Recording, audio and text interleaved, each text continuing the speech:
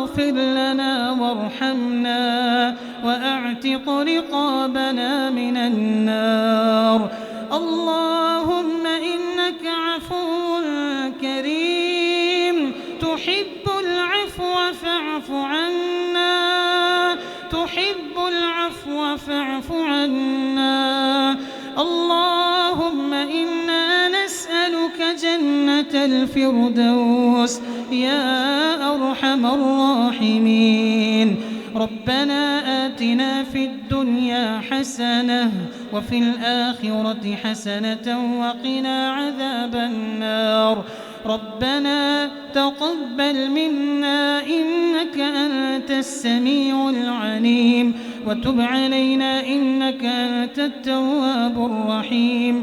وصلى الله على النبي الكريم.